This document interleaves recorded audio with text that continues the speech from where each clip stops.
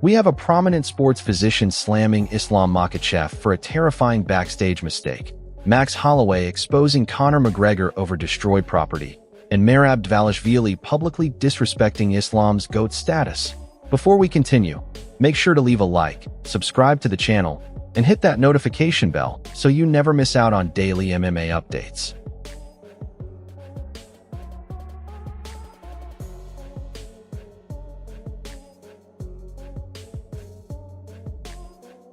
We kick things off with a bizarre and highly dangerous situation involving Islam Makhachev, as the UFC welterweight champion is catching massive heat from the medical community. Officially reported by Sherdog this weekend, Makhachev was cornering his teammate Tiger Magomedov against Daniel Marcos at PFL Tampa.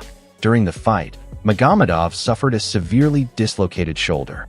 Instead of waiting for medical officials, Makhachev took matters into his own hands between rounds, physically attempting to pop the shoulder back into the socket himself. The amateur medical attempt completely failed, and Makhachev was eventually forced to throw in the towel in the third round. Renowned sports physician Dr. Brian Sutter immediately took to X to slam the champion, posting the viral clip and writing, "This should be the go-to reference for everything you do to not be successful." In putting a shoulder back, Dr. Sutter warned that Makhachev's reckless, untrained technique could have caused permanent nerve damage to his own teammate. The MMA community is absolutely shocked by the footage. Former champion Michael Bisping weighed in on his podcast, saying, "Fighters are not doctors. You have to leave severe joint trauma to the professionals before you ruin a guy's career." Fans on Reddit strongly agreed, with one viral comment reading, "Islam is an incredible fighter, but playing chiropractor in the middle of a cage fight is absolute madness." Should athletic commissions punish cornermen for attempting unauthorized medical procedures during a fight? Let us know down below.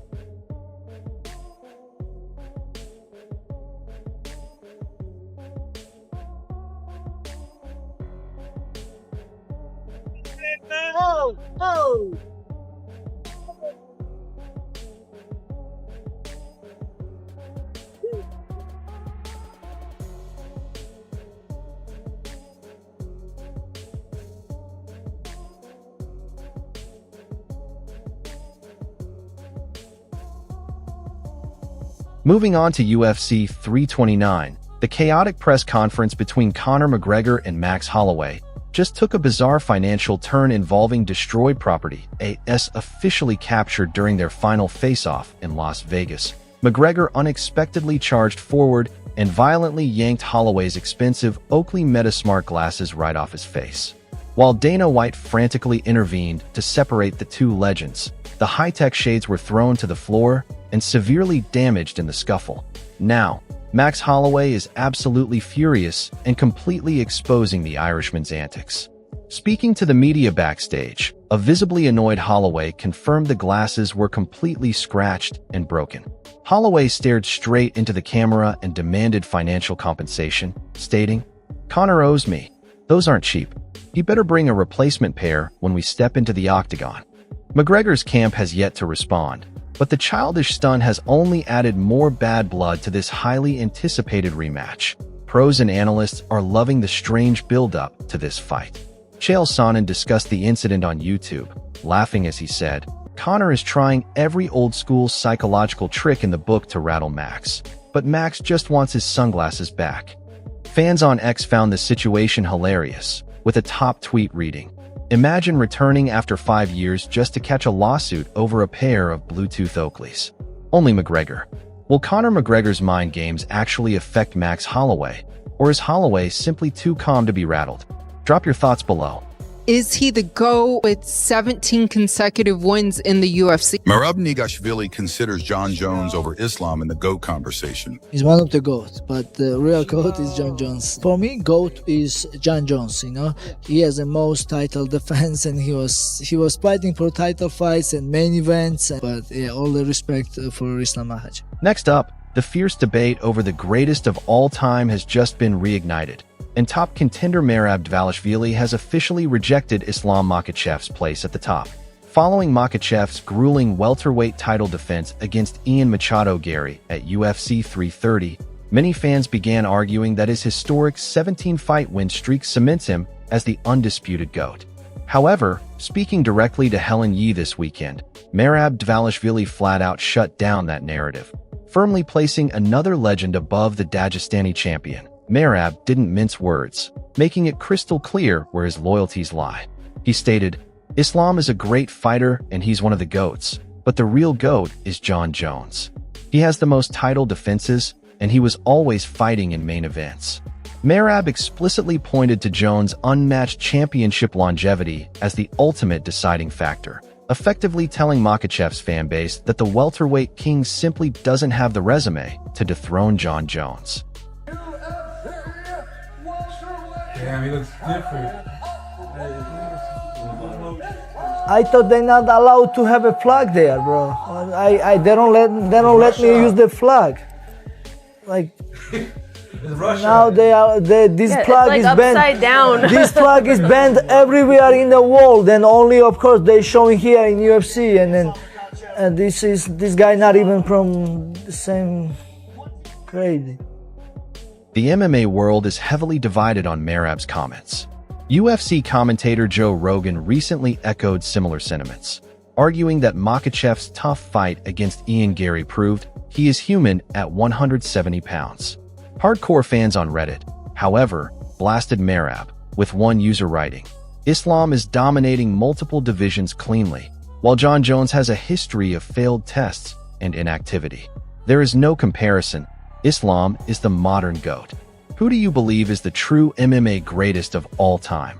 Islam Makhachev or Jon Jones? Sound off in the comments." Well, ladies and gentlemen, after 5 rounds of action, we go to the scorecards.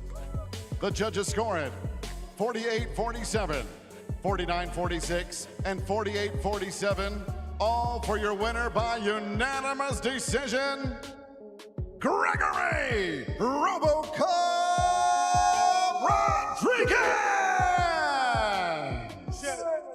Shifting gears to the middleweight division, Gregory RoboCop Rodriguez is officially demanding a fast track to UFC Gold after shaking up the top 10 rankings. Following his dominant unanimous decision victory over top-ranked Anthony Hernandez in the main event of UFC Sacramento, Rodriguez has firmly inserted himself into the championship conversation. Not only did RoboCop stuff a staggering 26 of Hernandez's 29 takedown attempts, but he also scored 4 brutal knockdowns across the 25-minute absolute war. Dricos du Plessis, where are you, man? I want you. Let's go. The #1 contender for fight to the belt. Dricos du Plessis, I want you. During the post-fight press conference, Rodriguez made it abundantly clear that he is no longer interested in fighting unranked opponents or taking steps backward. RoboCop addressed the media, aggressively stating, "I just proved I have championship-level cardio, elite takedown defense, and real knockout power. I want Dricus du Plessis or the winner of the next top contender eliminator. I've paid my dues in this division." MMA pros and analysts were blown away by Rodriguez's dramatic improvements. UFC Hall of Famer Michael Bisping stated on his podcast, RoboCop completely neutralized Hernandez's relentless wrestling pressure. That was a masterclass in fight IQ.